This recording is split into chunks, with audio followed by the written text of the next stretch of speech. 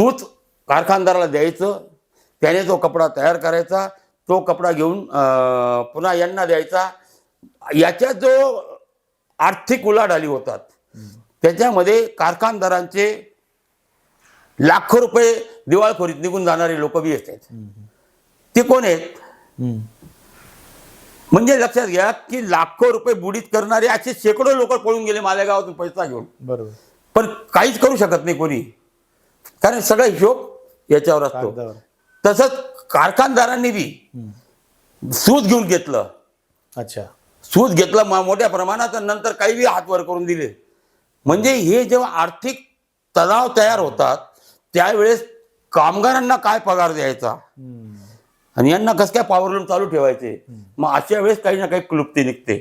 अच्छा. मग त्या क्लुप्तीतनं कोणातरी मार आणून जाते, लगेच गाव टेन्शन मध्ये आणून टाकायचं. आणि टेन्शन मध्ये आणणं हा एक आपल्या इथला मोठा चांगला व्यवसाय होता.